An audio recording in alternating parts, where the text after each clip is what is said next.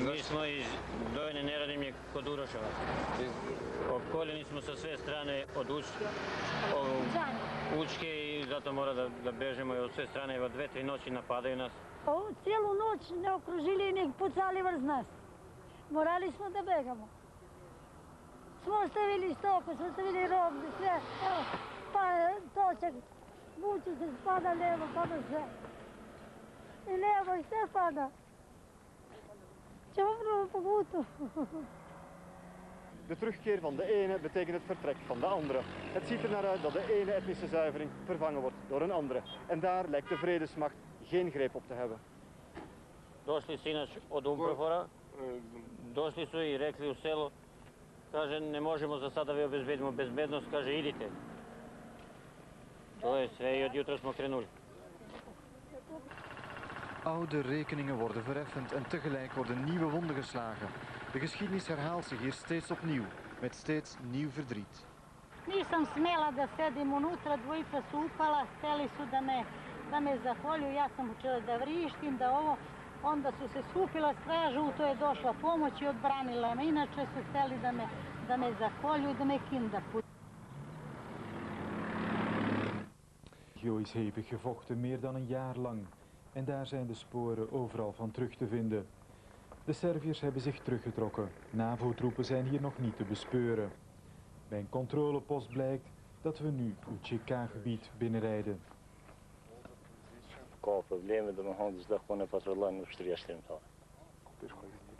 Een van de UCK-soldaten is vandaag pas teruggekeerd uit Albanië.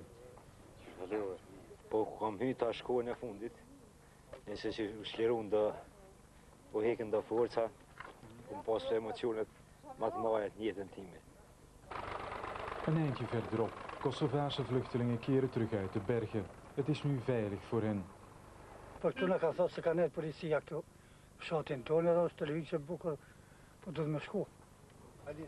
Een duizendtal inwoners uit het dorp van deze vluchtelingen zitten nog altijd in de bergen. Ja, Kosova. Speelt ik in het doen, krijg? De bergen in. Hier zijn heel onlangs nog zware gevechten geweest tussen het UCK en Servische troepen. Nu is het UCK hier heer en meester, de Serviërs zijn weg. Maar de UCK-soldaten blijven nog altijd manoeuvres houden.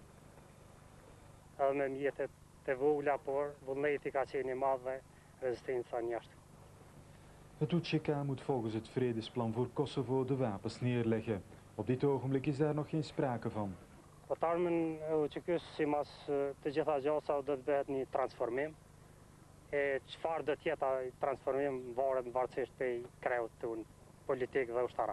De meeste dorpen in deze regio zijn constant in handen geweest van het UCK, zelfs tijdens de zwaarste offensieven van de Servische troepen. Hier zijn er dan ook nauwelijks Albanese Kosovaren weggevlucht. Dit dorp is stevig in handen van het UCK. De Serviërs geraakten nooit tot hier, de mensen konden blijven wonen. In het plaatselijke UCK-hoofdkwartier wordt een kleine ceremonie gehouden om de overwinning te vieren.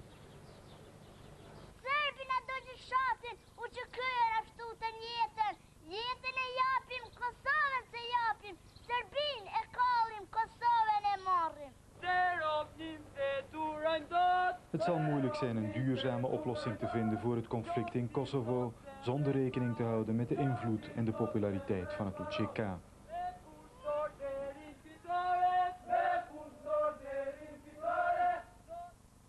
Creëren openlijk met geweren in Prizren, ook al moeten ze volgens het vredesakkoord de wapens neerleggen. Volgens een nieuw NAVO-plan zullen de UCK-strijders binnen de maand hun wapens moeten onderbrengen in opslagplaatsen die de vredesmacht Qershor zal controleren. Daarover zal de komende dagen worden onderhandeld met de UCK-leiding. Ontwapening van het UCK kan vlug gaan, zegt NAVO-secretaris-generaal Solana. The whole of the forces that belong to Serbia, they'll have to be withdrawn. And that is the moment that, of course, K4 will be deployed all over the place. And that will be the moment in which, of course, the UCK will have to abide by the rules. Alleen soldaten van Qershor zullen in Kosovo nog gewapend mogen rondlopen, zegt Solana. En desnoods zullen zij het UCK met geweld ontwapenen. We have around 50,000 troops deployed on the ground, and nobody will be able to maintain any enclaves or anything against 50,000 troops of KFOR. If some UCK elements in Kosovo won't give up their weapons, will NATO forces do that by force? Take away their weapons? They will be taken, no question about that. By force? They will be taken.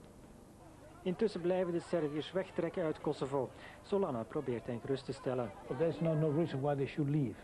The KFOR troops are occupying the territory at a very good rhythm, at a very good pace, and they will guarantee the security of everybody. As they return to the wreckage of their homeland, the magnitude of atrocities committed during the Yugoslav military campaign is becoming clear.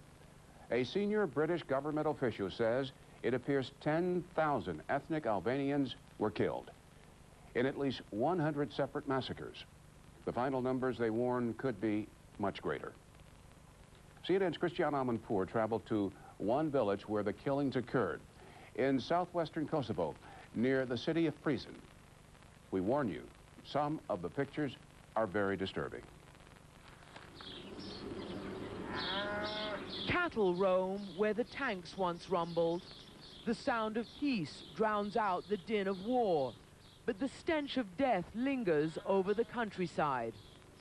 The tiny village of Tsara Luka holds yet another piece of Kosovo's terrible tragedy. 6 days ago, once Yugoslav forces had left, Gani Krasniqi came back to find out what had happened to 26 members of his family who had stayed. First, he saw their shoes outside their burnt-down house. And then he found the bones, rib cages, spines, and skulls. They are his cousins, he says.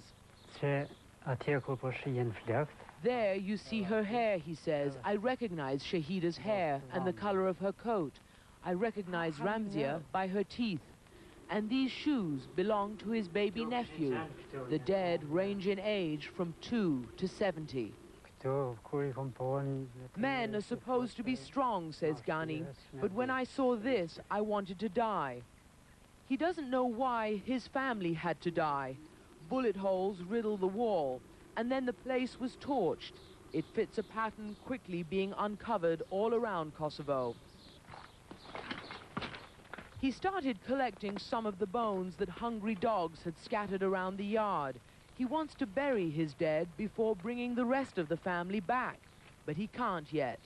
The KLA has told Gani not to move any more of these remains because they want to preserve this evidence intact for investigators from the International War Crimes Tribunal. Throughout the war, from a mountain hideout, the Kosovo Press Agency has been documenting these massacres on the internet. And while we were here, KLA commanders around Kosovo called in 83 more names, mostly old men, a 1-year-old child. Villages like Shusk, Zahac, Trstenik enter the annals of terror. When the War Crimes Tribunal indicted Slobodan Milosevic and his military commanders, they cited 340 murder victims in Kosovo. They said then their investigations would continue. Christiana Manpour, CNN, Tsara Luka, Kosovo. Albanian guerrilla force is out in the open again, manning checkpoints in full view of Italian forces in the West Kosovo city of Peć. No Serb would want to pass here. Their flag on display in north-central Mitrovica, bent on full independence from Serbia, not the autonomy that Western policy favors. Already elsewhere, there have been confrontations with German and with U.S. troops who disarmed more than 100 in a show of force. For now, says NATO, it's case by case. It is inappropriate at the moment to have a standard, laid-down, rigid policy throughout the province on how to deal with this. Our aim, our unequivocal aim, is to ensure that there is as much an air of calm and stability as possible. And here in Meleševo, it's reported KLA commanders are considering a NATO request that they disarm and return to civilian life. But there are scores to settle in Kosovo. Evidence of that in a paramilitary police cellar in Pristina, where British troops found this collection of implements.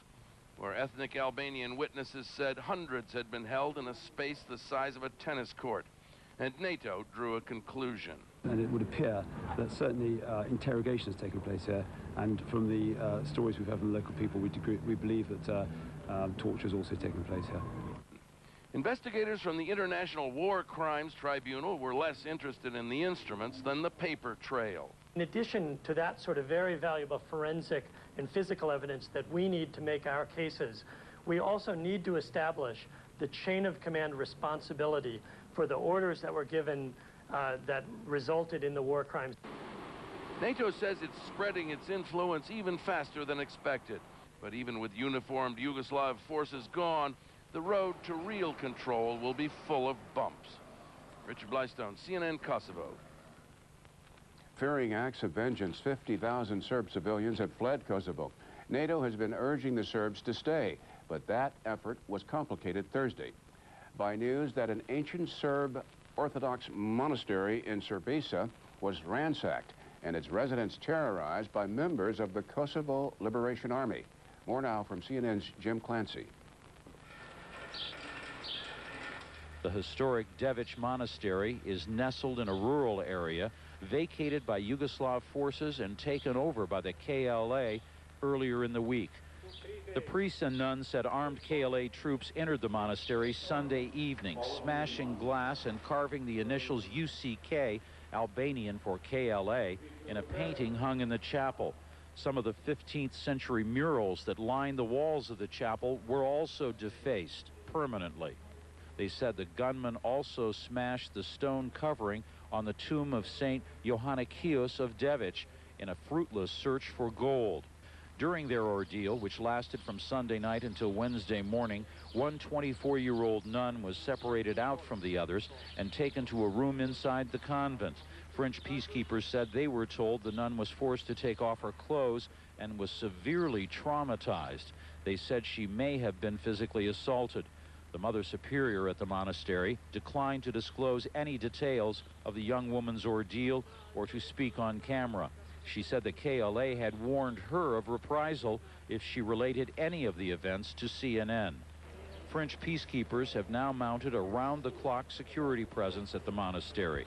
French officers said the KLA tried to return to Devic on Wednesday, but retreated when they saw KFOR troops were present.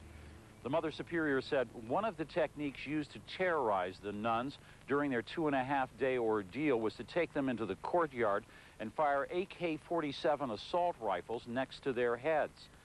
Shell casings like this one from an AK-47 littered the courtyard, lending credence to the nuns' account.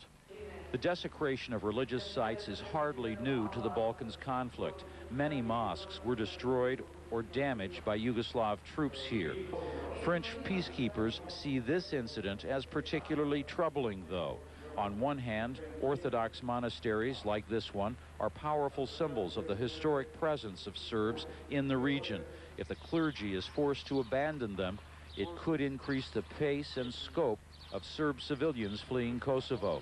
On the other hand, the protection of these sites is seen as a test of KFOR's neutrality and its ability to rein in revenge-minded KLA soldiers. Jim Clancy, CNN, at Devic Monastery near Srebrenica. NATO bombed us from the air, she says. Now they're coming on the ground. We have to leave. They want to kill us.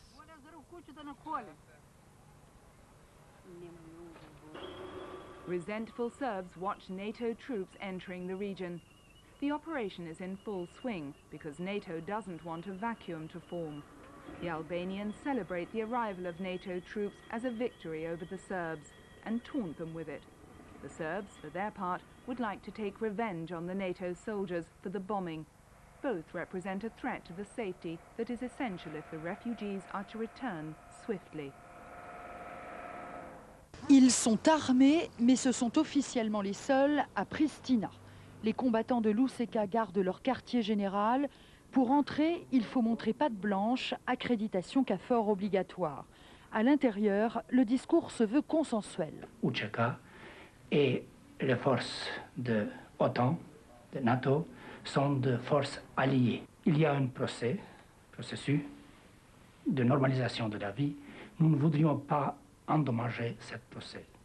Et dans tout le sud-est du pays, l'UÇK fait des efforts. Dans un attelage hétéroclite, les Serbes quittent en masse Uroševac.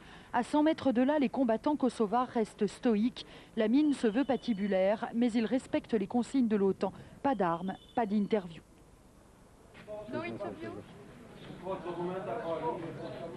Les règles sont respectées jusqu'aux portes de la frontière macédonienne. À Katchanik, l'UÇK contrôle seul une ville déserte.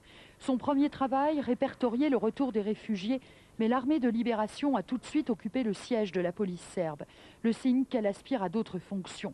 Ici, le commandant est de nationalité suédoise, mais né au Kosovo. Il était businessman aux États-Unis avant de s'enrôler dans l'UÇK. L'UÇK va devenir la police et l'armée du Kosovo. Mais l'UÇK est composé de beaucoup de gens pas toujours d'accord entre eux. L'UÇK a un état-major dont nous prenons les ordres.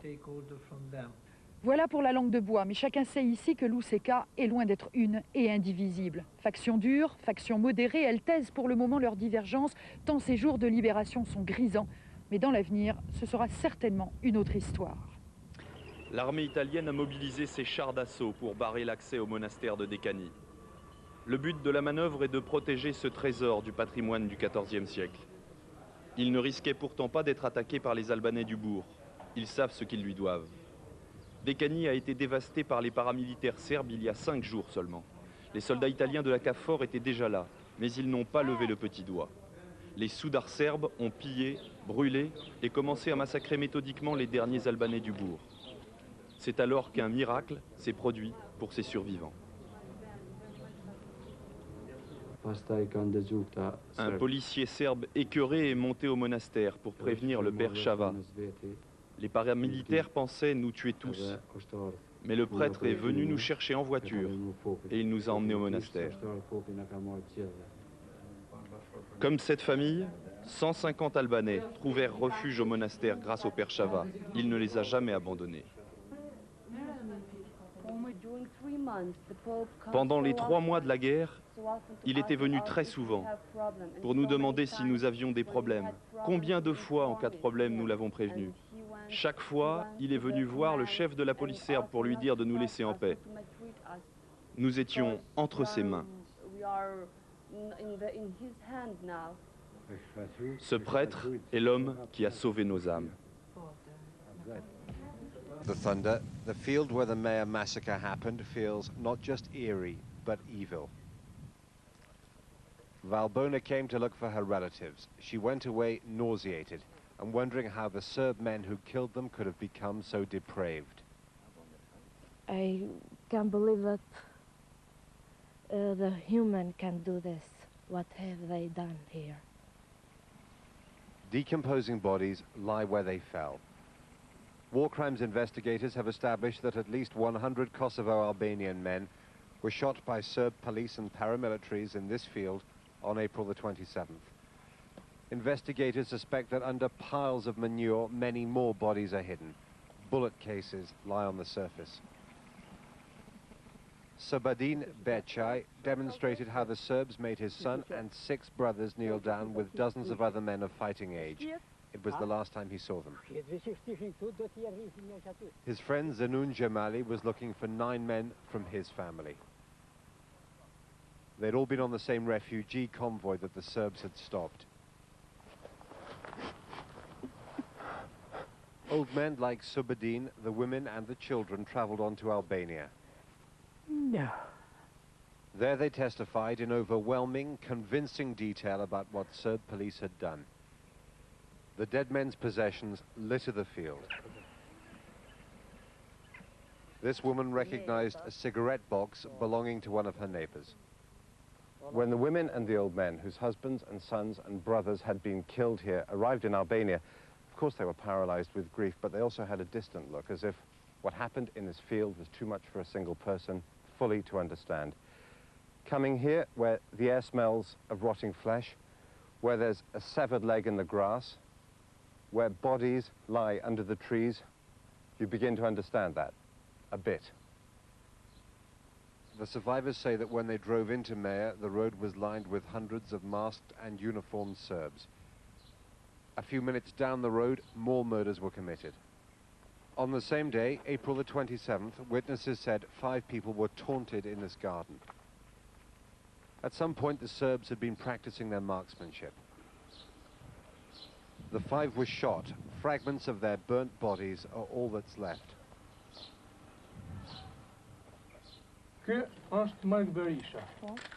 Anton Dedya identified his uncle by his gold tooth and recognized jewelry on his brother's remains. 2 nephews and a friend are also here. What happened in and around this field has been documented by war crimes investigators. The killers are at large. Jeremy Bowen, BBC News, Mayor. NATO troops in Kosovo have uncovered what they believe is conclusive evidence of the systematic use of torture at the Serb police headquarters in Pristina. The building has been sealed off and officials from the International War Crimes Tribunal in The Hague have begun to investigate.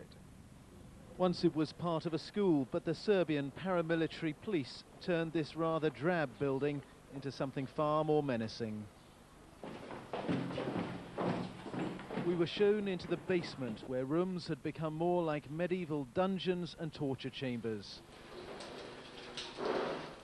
The Serb police would bring truckloads of their victims here, say local people, women and children, as well as men. They'd be tied up and crammed 50 to a cell.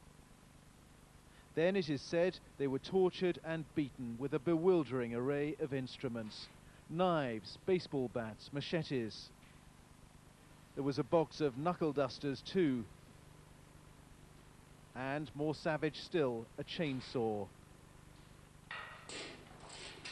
British troops told me they could scarcely believe what they had found here, and they've called in war crimes investigators to examine the evidence.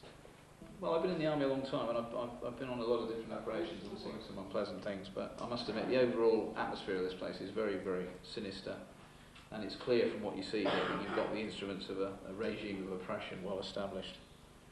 It's very depressing. After you've been in here a while, it's quite depressing, and you're keen to get out again. There was a bed with what looked like a belt for tying down torture victims, next to a mattress riddled with bullet holes. Riza Krasniqi was held in the detention centre. Men died in there, he says. He knows that 6 female students were detained. 4 of them were never seen again. Little normal police work was done here. What war crimes investigators fear is that this was not only a house of torture, this was also a house of rape. Condoms are littered everywhere. Drugs have been found, along with stockpiles of hardcore pornography, much of it sadomasochistic. We may never know exactly how many people were brought here, interrogated and tortured, or how many of them died.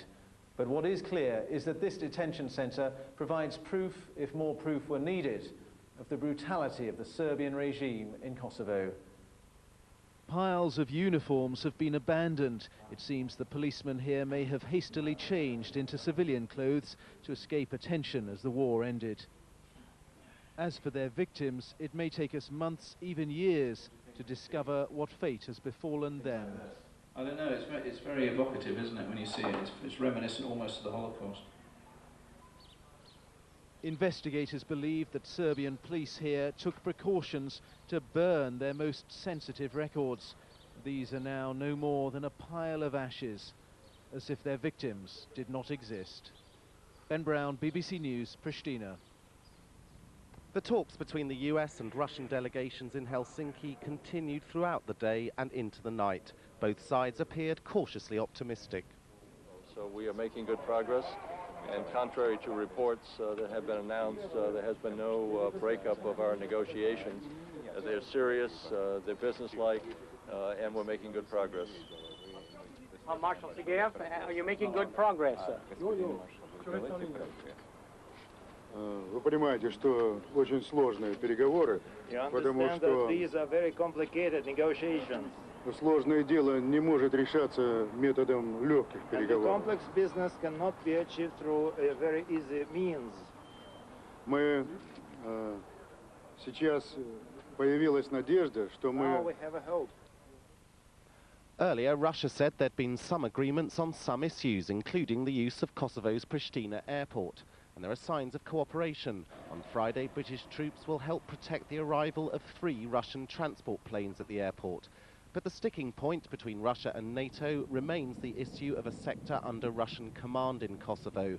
That was again ruled out by the US Secretary of State in Helsinki.